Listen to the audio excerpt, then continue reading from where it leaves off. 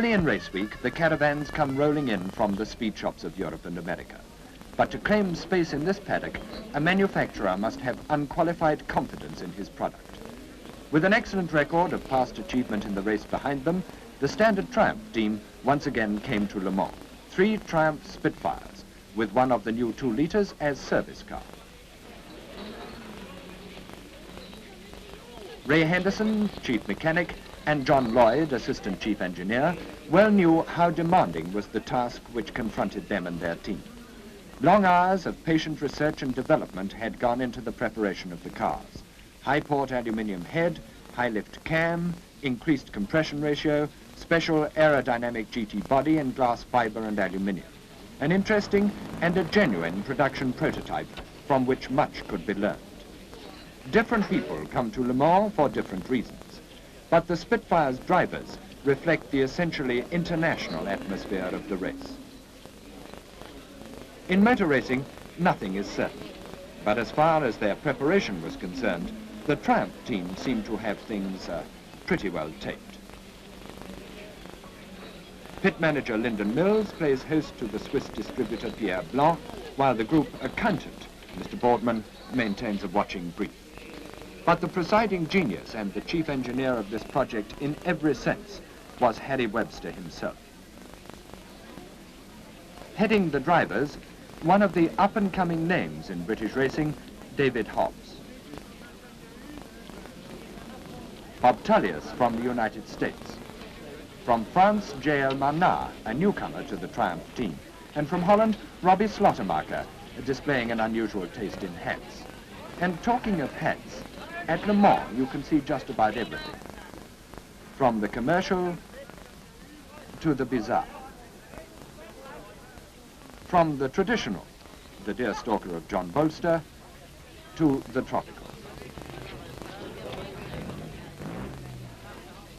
But when the law gives the lead, it's bound to be worth following up. Strictly for the record, of course. And here's modern television in action. If you can't cover the cars, cover the cameraman. France was, as usual, represented by the smaller capacity cars. From Germany, a strong Porsche entry. All British, the Team Elite Lotus. Anglo-American, Carroll Shelby's AC Cobras. Old-timer, the E-Type Jaguar. Newcomer, the Sunbeam Tiger with the big American Ford V8 engine. But certainly the most publicized entry of them all, the 3 official works team cars from Ford America to challenge Ferrari. And Ferrari had no less than 144 pistons between them. In the pre-race personality parade, some faces may need a label. Not so the sad little figure of Pedro Rodriguez, now without his brother, nor that merry little American Richie Ginther. Last-minute news of practice times and driver changes builds up the circulation and the excitement as the final touches of preparation are completed.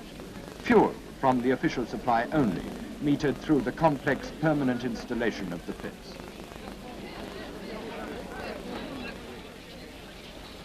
Elsewhere, there's room for individual choice. But the regulations of Le Mans are both unique and uncompromising, and the unofficial breaking of any seal for a premature oil or fuel stop means instant disqualification.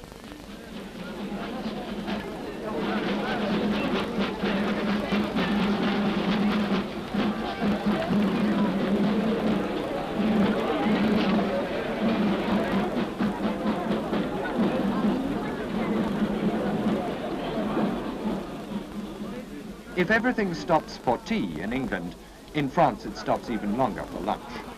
And meantime, the Triumph mechanics discover that the pit counter is certainly no soft spot. With 30 minutes to go, the countdown starts.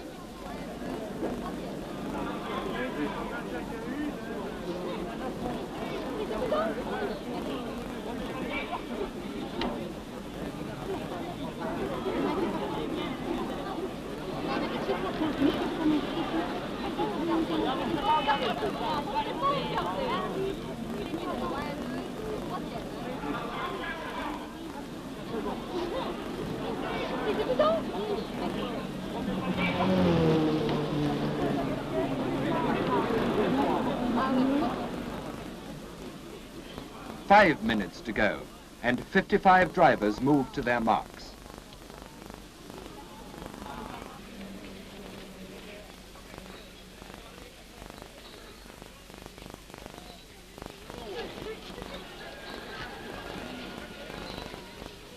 Number 20 there is Vaccarella, works Ferrari, but he's in trouble.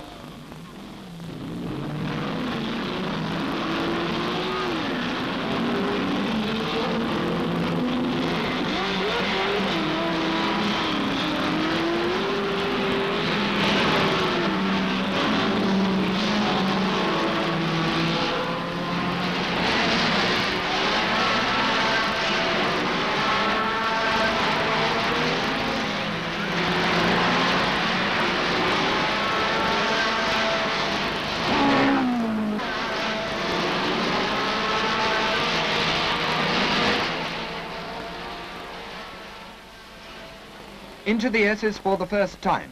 It's the Ferraris of Rodriguez, Graham Hill, David Piper and Mike Salmons-Aston. Near Park leads the Cobras from Sears. The Fords have made gentle starts and Phil Hill is left on the line.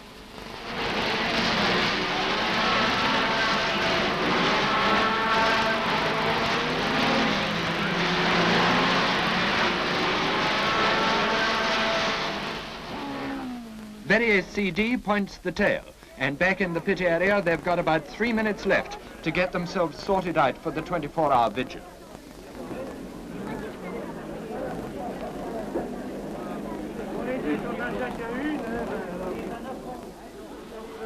Phil Hill gets the works Ford going at last, while Rodriguez leads Graham Hill and John Surtees, who's moved up, around Arnage. They're on tiptoe in the grandstands, on tenterhooks in the pits. And it's still the 3 Ferraris who lead, Rodriguez, Hill and Surtees flashing past the pits at over 150 miles an hour. But there's been a first lap spin and there's oil on the road. Second time at the S's, and now ploughing his way up through the field, Richie Ginther is 4th with the Ford. Still some anxiety. Is anyone missing? There's Hobbs with the leading Spitfire, lapping swiftly but without fireworks, exactly as planned. There's a very great deal at stake, and how many times have chances of success been thrown away by overexcitement in those hectic opening laps? Mike Rothschild with the second Spitfire, and Manard with the third.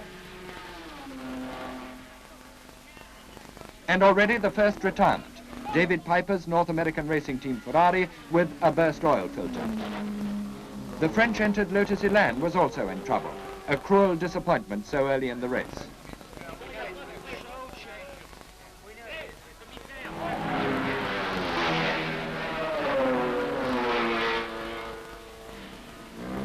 Meantime, Richie Ginther has fought his way to the front. Graham Hill, Surtees and Rodriguez now 4th. A ferocious battle for the early lead, with 1 Ford amongst the Ferraris. Increasing activity in the pits. The French-entered Lotus Elan rejoins the struggle, but now the Alpines bring French racing blue into the one place the highly partisan crowd hates to see it. Streamlined lightness makes for speed on the straights, but you need reliability at Le Mans.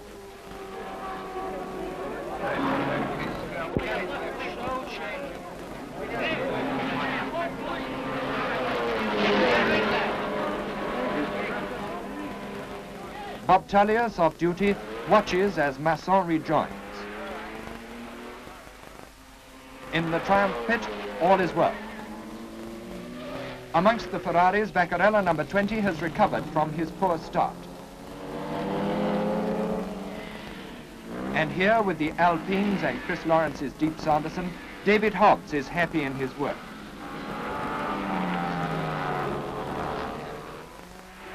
Mike Rothschild, too, is well in the groove. Behind Ginther, Surtees now leads Rodriguez and Graham Hill. Here's David Hobbs at the S's. And here's Bob Grossman's GT Ferrari, Manard on the third Spitfire and Colin Davis's Porsche. Mike Park's Ferrari has been into the pits.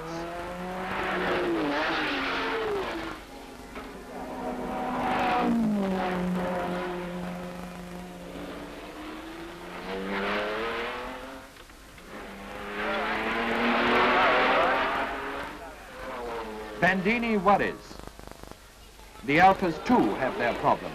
Here's Businello's Giulia stopped too soon for the driver's peace of mind.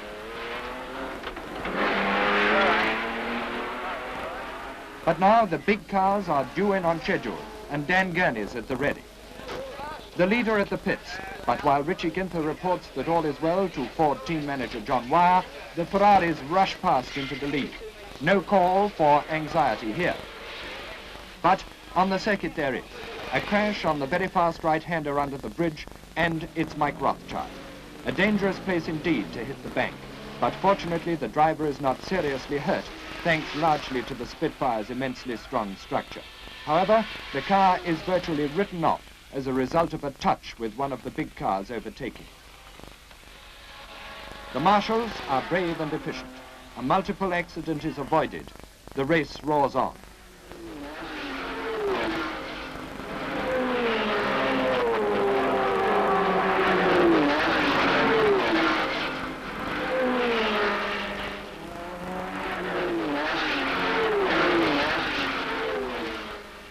After 2¼ hours, the Spitfires make their first routine stop. As David Hobbs bails out, the mechanics take over. Drivers and team manager confer. Unhurried calm combined with split-second efficiency is the key to success at Le Mans, and the experienced Triumph team works well. The young Dutchman, Robbie Slottermacher, is a driver of great character, and here character and self-discipline are at a premium.